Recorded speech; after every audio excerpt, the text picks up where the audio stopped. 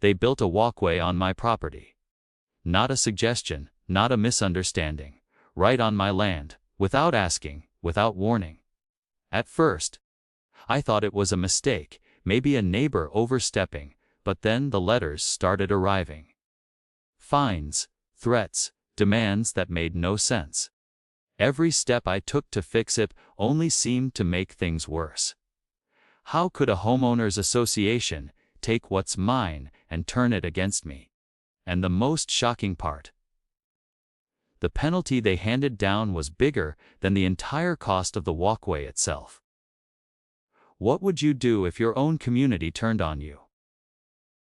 I had always thought of our neighborhood as the perfect place to settle down. Tree-lined streets, friendly faces waving over freshly mowed lawns, kids riding bikes without a care in the world. My house, a modest but welcoming home, felt like a sanctuary. A place where weekends smelled of barbecue smoke and freshly baked bread, where the dog lounged lazily in the sun, and the garden bloomed with every shade of green I could coax out of the soil. Life wasn't extravagant, but it was ours. The HOA seemed harmless at first, a small group of volunteers keeping the neighborhood tidy, reminding us of trash days and community events. I rarely thought about them, beyond the occasional email about lawn heights or holiday decorations. Our neighbors were polite, mostly keeping to themselves, though a few were quick to notice every detail about everyone else's property. It was the sort of quiet stability that makes a house feel like a home, and maybe that's exactly why it caught me off guard. When the first small warning appeared, a line about a pathway encroachment, buried in an HOA newsletter that I almost ignored. At the time it felt like nothing, just bureaucracy. An idle reminder that rules existed. But a tiny seed of unease had been planted, one that would grow faster than I could ever imagine. By the time I realized the magnitude of what was happening, my property, the place I thought was untouchable, was at the center of a battle I hadn't even signed up for, and the people I trusted to manage our community were about to turn that battle into a nightmare. At first, the notices were subtle, a polite email or a printed letter slipped under the door. Please remove any unauthorized structures. One read, with a checkbox for non-compliance. That seemed more threatening than the words themselves. I assumed it was a simple misunderstanding, a miscommunication about the tiny walkway that had been built at the edge of my property. Surely, once I explained, everything would be cleared up. But the explanation never came. Instead, a new letter arrived each week, each one sharper than the last. The language grew harsher, the fines multiplied, and suddenly I found myself swimming in a sea of bureaucracy that didn't make sense. One day, I counted the penalties. They had assessed nearly $1,000 in fines for a walkway that had cost less than half of that to build. It was a surreal moment, like waking up in a world where logic had been replaced by arbitrary authority. I tried to appeal. I called the HOA office, spoke to a faceless administrator, emailed the board, and even attended a meeting at the clubhouse. The meeting itself was an exercise in intimidation. Half a dozen board members sat in stiff chairs, arms crossed, faces locked in neutral expressions. When I spoke, every explanation I offered was met with cold, procedural responses, the kind that made it clear that my feelings, or my property rights, were irrelevant. Their rules were their weapons, and they wielded them with surgical precision. Then came the surveillance. At first, it was subtle. Someone always appeared to be watching when I worked in my yard, taking notes or snapping photos. Later, the emails began to include exact measurements, precise observations of when the walkway was used or whether a plant had grown too close to the curb. It wasn't about the walkway anymore. It was about control. Every move I made was scrutinized, cataloged, and used against me. Neighbors started whispering. Some were supportive, offering quiet words of encouragement over the fence. Others treated me like I had committed some unspeakable crime.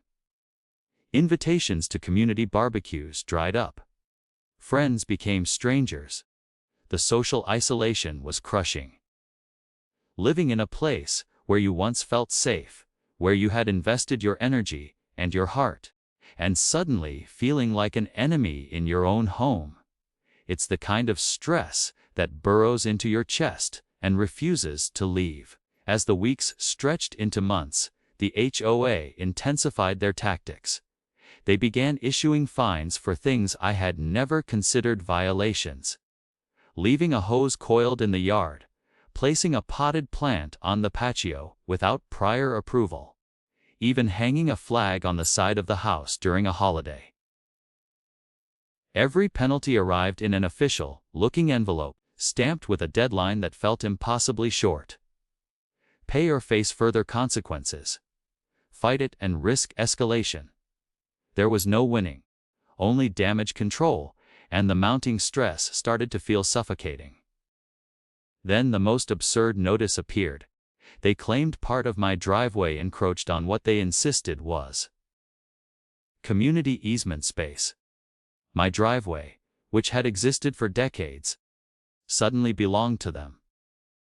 The language in the letter was aggressive, almost gleeful in its assertion of authority.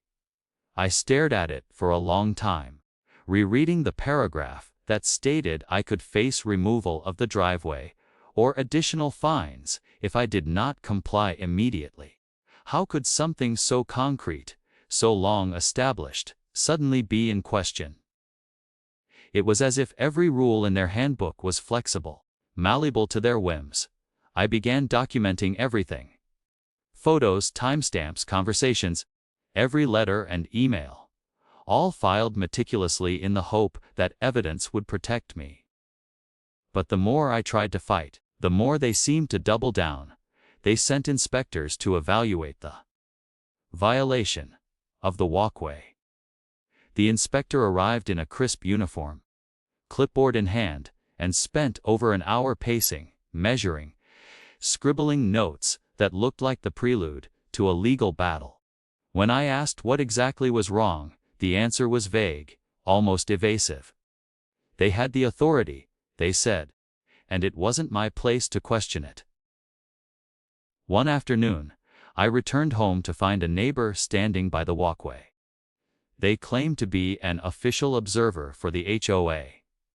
In reality, they were a volunteer who had taken the rules into their own hands. Would just need to make sure it's compliant, they said, smiling in a way that didn't reach their eyes.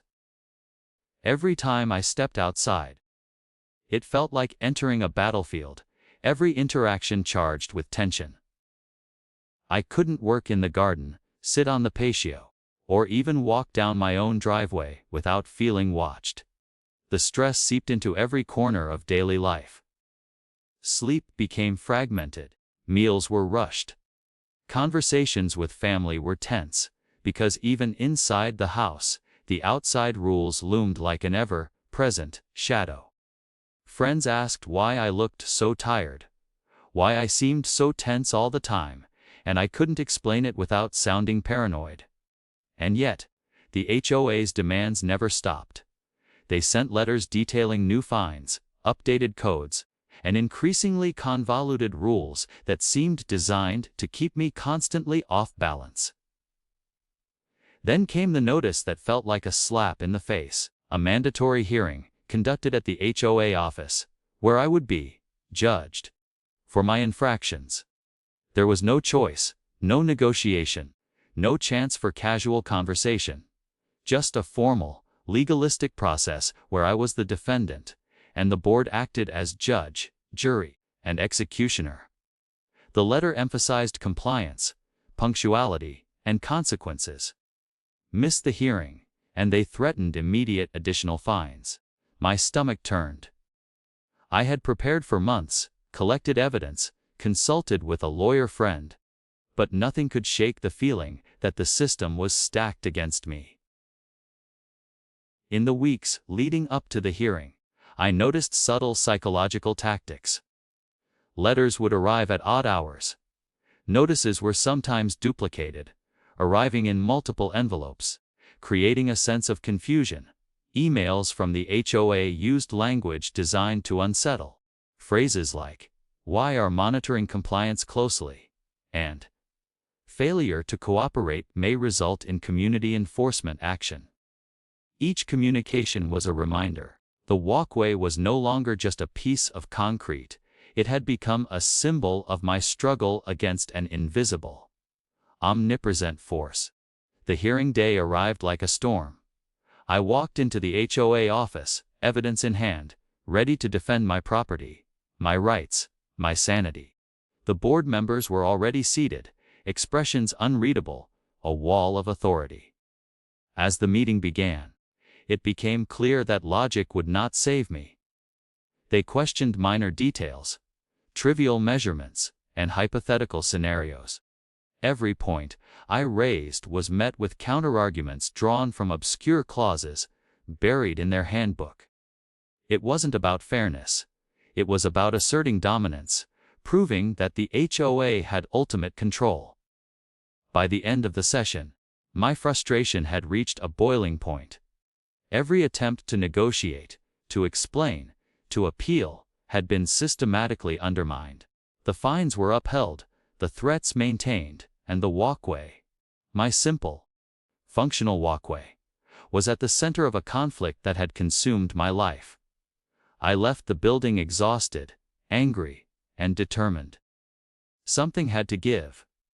That night, I stared at the walkway in the dim glow of the porch light, thinking about how absurd it was that a small stretch of concrete could generate so much chaos.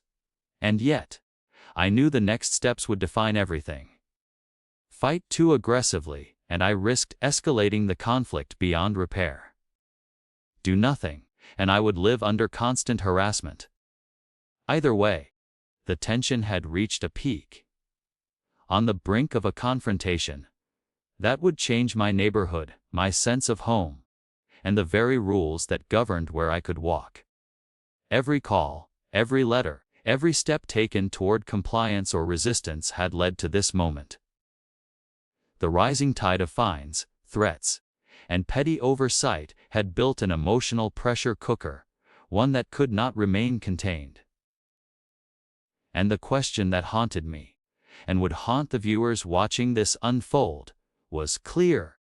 What would it take to finally put an end to the HOA's relentless assault on my property and my sanity? The day of reckoning arrived like a storm I had been anticipating for months. I had spent nights preparing, organizing evidence, photographing every inch of my property, and reviewing emails and letters like a lawyer building a case. Every detail mattered. Every letter, every fine, every inspection report would be ammunition. And yet, despite my preparation, as I drove into the community parking lot, my stomach churned with dread. The HOA office loomed ahead, neutral and institutional on the outside, but I knew inside, it was a battlefield. The hallway leading to the meeting room smelled faintly of disinfectant and old paper, a sterile reminder that nothing personal mattered here. As I pushed open the door, all eyes were on me. The board members sat at a long conference table, their faces a mix of polite civility and steely authority. The room was quiet, the kind of tense silence that presses against your chest, making it hard to breathe. This was the culmination of months of harassment, fines, and intrusive oversight. The moment where everything could break, one way or another.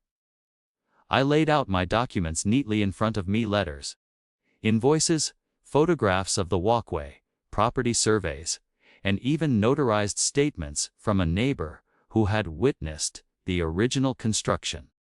I had anticipated the board would try to twist every fact, but I had prepared for that too. I knew the rules better than they expected, Every obscure clause they had used to justify fines and threats had been cataloged, cross-referenced, and countered with logic, precedent, and proof. But logic, I had learned, often mattered little here. The chairperson, a woman whose expression had been frozen in mild disdain since I arrived, opened the session with a procedural statement. We are here to discuss alleged violations of community rules. The board reserves the right to enforce compliance as it sees fit. Her tone was calm, measured, but it carried a weight that was intended to intimidate. My pulse quickened. This was the moment where I had to stand firm or risk being swallowed by their authority once and for all.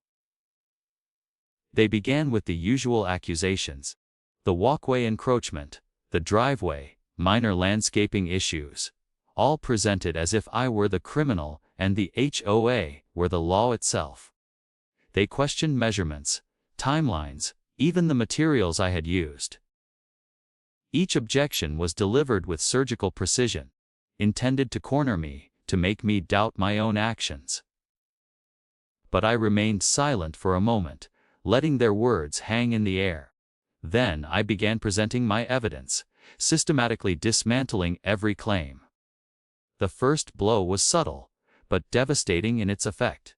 I produced a property survey conducted by a licensed surveyor months before the walkway was constructed, clearly showing that every inch of the path was entirely within my property.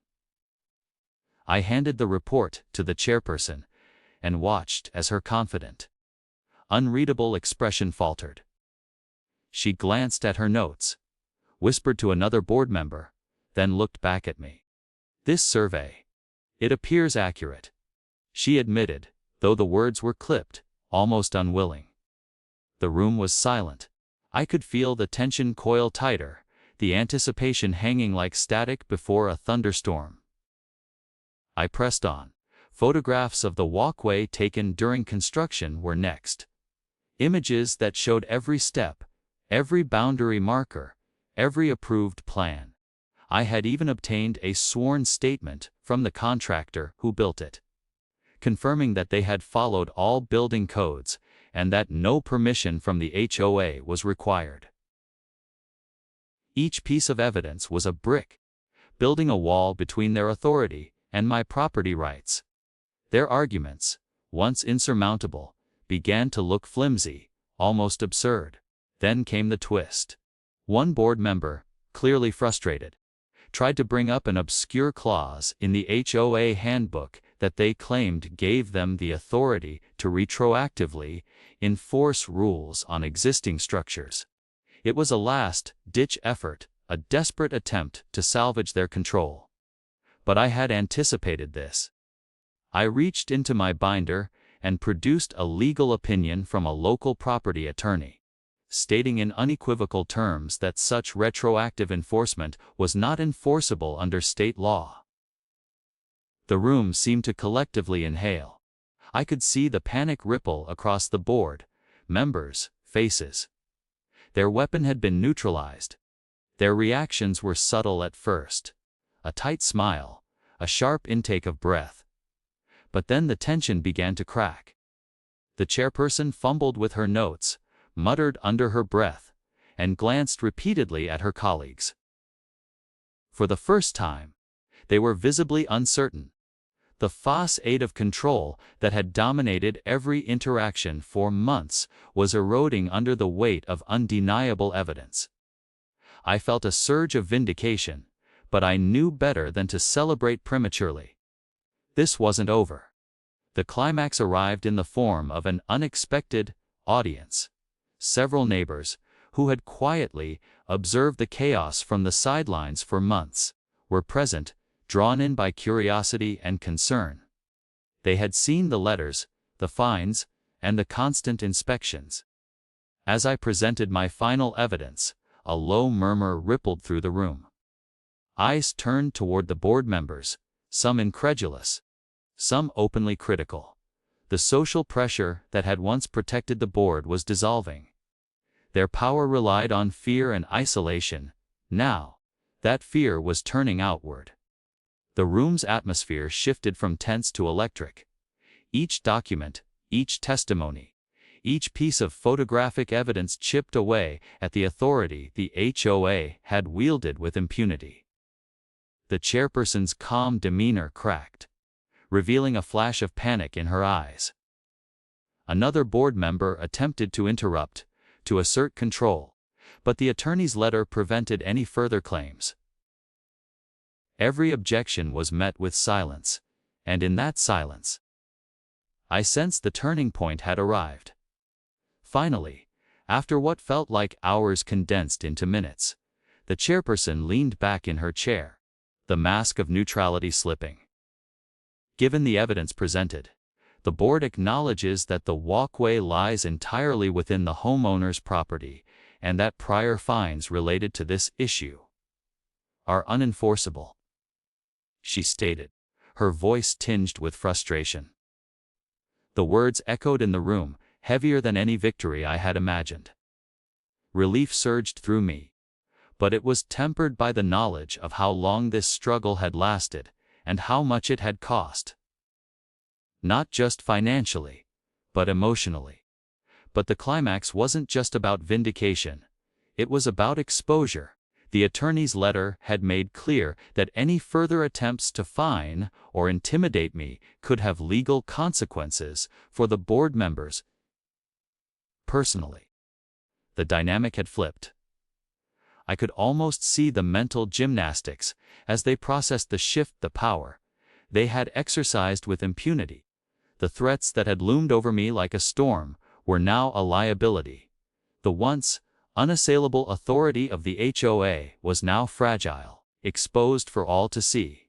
In a final, almost cinematic moment, I stood, gathered my materials, and prepared to leave the room. The chairperson attempted one last move, a clipped remark about future compliance, but it fell flat. Her words lacked teeth.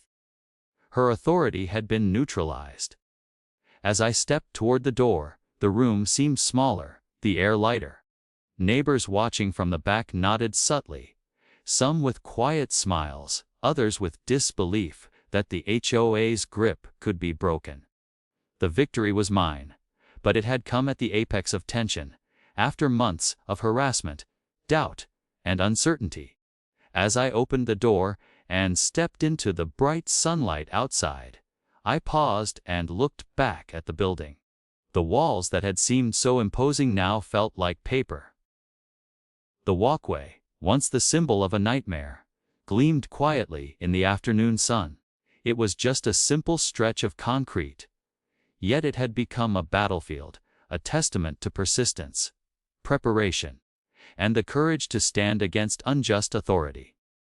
And in that moment, a thought crystallized, one that would linger far beyond the victory itself. Sometimes, the smallest acts, the tiniest stretches of land, or the quietest resistance, are the things worth fighting for. Because when authority is abused, when rules are twisted for control rather than fairness, the only way to reclaim your life is to confront it head on. No matter how daunting, the HOA had learned, at last, that power without accountability can be challenged. The letters, fines, inspections, and invasive scrutiny had all led to this turning point. And as I walked back to my home, the weight of months lifted, but the memory of every tense moment remained. A reminder that standing up for what is yours is rarely easy, but always necessary.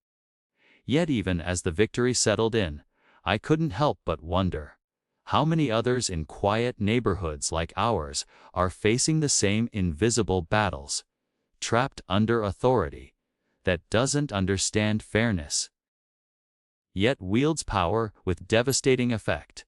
And more importantly, how many will find the courage to fight back before it's too late? In the weeks that followed the climactic hearing, life slowly began to reclaim its ordinary rhythm. Though nothing felt quite the same. The walkway remained untouched, gleaming quietly in the sunlight as if it had always belonged there. And in a sense, it had.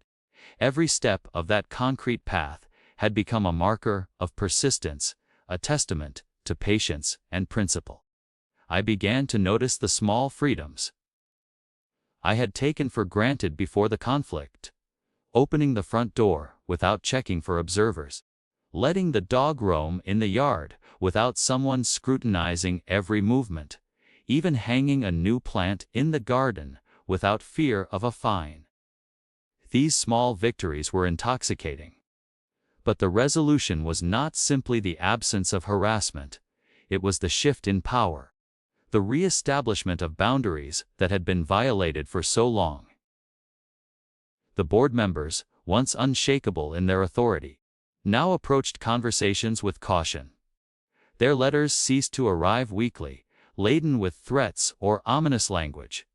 Instead, the occasional correspondence was civil, almost perfunctory, a stark contrast to the weeks and months when every communication felt like a hammer striking my nerves. It was a subtle but profound change. Authority had been challenged, and it had faltered. Even the neighbors who had watched quietly from the sidelines began to reveal themselves in new ways. Some expressed admiration for the way I had handled the situation, quietly, methodically, without letting emotion cloud judgment. Others admitted, sheepishly, that they had feared becoming targets themselves if they showed support. The social landscape of the neighborhood had shifted.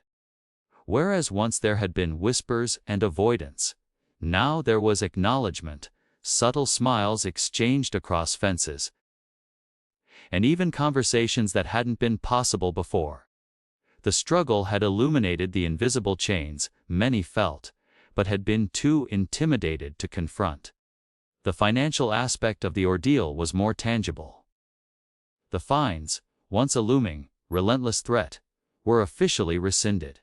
Any record of them was expunged from my account with the HOA, and the organization formally recognized that the original claims had been invalid.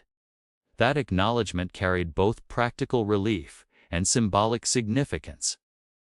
It was one thing to win a private battle. It was another to have the institution itself validate your position, officially and irrevocably. The victory was no longer hypothetical. It was codified, a permanent mark of triumph. Emotionally, the experience left an indelible mark. I had learned the limits of patience, the dangers of passive compliance, and the power of meticulous preparation.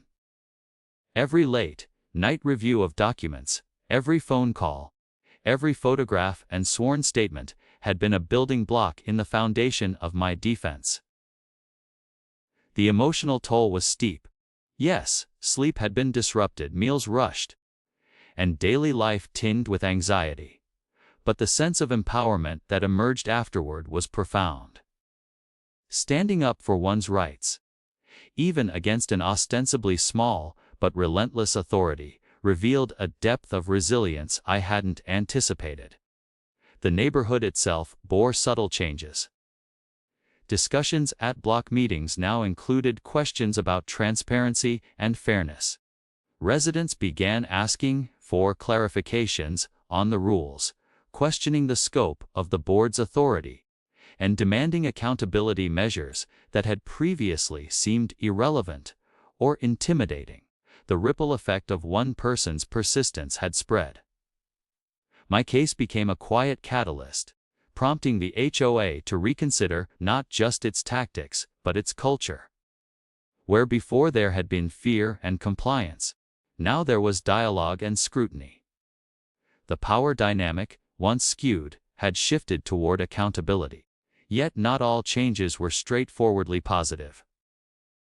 Some board members remained bitter, their demeanor cool and distant, a reminder that conflict leaves scars even after resolution.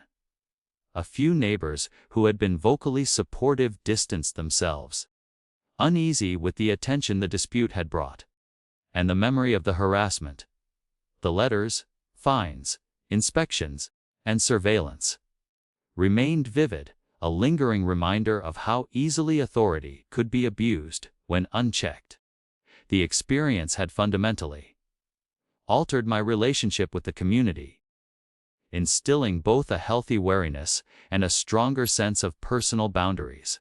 One of the most striking lessons was the importance of documentation and persistence. Had I not meticulously tracked every interaction, preserved every letter, and anticipated the board's legal maneuvers, the outcome could have been very different. The conflict underscored a larger truth: small, persistent injustices often go unchallenged because people underestimate the power of evidence and methodical advocacy. This was not a story of brute force or loud confrontation. It was a story of precision, preparation, and courage maintained over time. I also noticed how the conflict had altered my own perception of community. Previously, I had taken for granted the trust inherent in neighborhood relationships. I believed that common decency and goodwill were enough to ensure fairness. The dispute forced me to reevaluate that assumption. Goodwill is fragile. It can be undermined by unchecked authority or fear. While the experience left me more cautious, it also inspired a commitment to actively shape the community rather than passively exist within it. Participating in meetings, asking questions, and holding authorities accountable became a new part of daily life. Interestingly, the long-term psychological impact included both heightened vigilance and a renewed sense of agency. I became more attuned to subtle encroachments on rights, more proactive in seeking clarification on rules, and more confident in asserting boundaries. There was a sense of liberation in knowing that standing up, even against an intimidating institution, could produce real results. The walkway, simple as it was, symbolized that triumph: a visible, tangible reminder that persistence and preparation could overcome even the most entrenched authority. Financially, the resolution also opened unexpected doors. The rescinded fines and documented vindication enabled me to pursue minor property improvements without fear of arbitrary retaliation. I renovated sections of the garden, installed discreet lighting along the walkway, and restored parts of the driveway that had been neglected due to stress and uncertainty. Each improvement felt like reclaiming pieces of life that had been overshadowed by the dispute. The community had inadvertently created an opportunity for growth, one I embraced fully. Perhaps most striking was the shift in narrative. What had once been a quiet, personal conflict had become a cautionary tale for neighbors, a reference point for discussions about fairness, transparency, and power. People began sharing their own experiences, some of which echoed my own struggles with fines, inspections, and seemingly arbitrary enforcement. The dispute had created a network of awareness, a shared understanding that authority could be questioned, and that rules were not above scrutiny. I had unwittingly become both a participant and a guide in a broader conversation about property rights, community standards, and personal empowerment. The emotional payoff, however, was deeply personal. Walking along the walkway one evening, bathed in the golden light of the setting sun, I reflected on the journey. The path, once a source of conflict and anxiety, now symbolized persistence, resilience, and the quiet power of standing up for oneself. Each step I took was a reminder of the months spent documenting, negotiating, and confronting intimidation. The walkway had become more than concrete. It had become a testament to agency and accountability. Proof that even small, seemingly insignificant actions could ripple outward with profound effects. The resolution also underscored the absurdity of some of the conflict. The very structure that had caused weeks of fines, letters, and stress was a mundane, functional piece of property. And yet, the psychological and emotional weight it carried had been immense. It was a lesson in perspective often. The objects at the center of disputes are less important than the principles they represent. In this case, a simple walkway became a symbol of rights, boundaries, and the courage to defend what is yours against bureaucratic overreach. The HOA, now aware that its tactics had limits, was forced into a quieter, more measured approach. Policies were reviewed, communications became more transparent, and meetings were documented with an eye toward fairness. While not all changes were immediate, the precedent had been set. Authority without accountability was no longer acceptable, at least in this corner of the neighborhood. Residents now had a framework for addressing grievances and a model for pushing back against overreach. The cultural shift was subtle, but enduring. Ultimately, the story left me with a profound sense of reflection. It illuminated the delicate balance between community cohesion and individual rights, the thin line between regulation and overreach, and the importance of courage, evidence, and persistence in challenging unjust authority. While I would never wish the stress of the ordeal on anyone, it also revealed strengths I hadn't known I possessed. It showed that standing firm, even in the face of intimidation, can produce not only resolution but transformation, both personal and communal. As the months passed, the walkway remained a quiet monument to that struggle. Friends and neighbors who had watched, supported, or even silently judged learned, in their own ways, the lessons embedded in the conflict. The HOA itself, chastened but still functional, had learned that unchecked power could be challenged. And I, once a passive resident, emerged as someone who had navigated the treacherous waters of community politics, harassment, and bureaucracy, and come out on the other side with both victory and insight. In the end, the story is not just about fines or walkways, about letters or meetings. It is about agency, fairness, and the courage to assert what is right in the face of arbitrary power. It is about noticing the small injustices before they metastasize, about documenting, preparing, and persisting, and about reclaiming life in a place where authority had momentarily overshadowed personal rights. Every resident faces a choice when confronted with overreach: ignore it, comply, or fight. The path I took was arduous, stressful, and emotionally exhausting, but it produced a result worth every ounce of effort. As I reflect now, standing on the walkway that once divided me from peace, I can't help but ask, how many others remain silent in the face of similar overreach? How many homeowners endure fines, harassment, and intimidation without ever discovering the power of evidence, preparation, and persistence? And perhaps most importantly, how much stronger could communities be if individuals were willing to stand for fairness, not just for themselves, but as a precedent for everyone who comes after? The walkway remains, quietly bridging the front yard and the street, a mundane structure with extraordinary meaning. Every step along it carries a story of struggle, resilience, and the reclaiming of personal rights. And every time I walk it, I am reminded that even the smallest acts, defending a patch of land, asserting a boundary, challenging arbitrary authority, can have profound consequences. In the end, the HOA learned, the neighborhood shifted, and I emerged stronger. But the broader lesson lingers: rules are meant to serve communities, not control them. Authority must always be accountable, and courage, persistence, and preparation are the tools that turn a mundane walkway into a symbol of justice.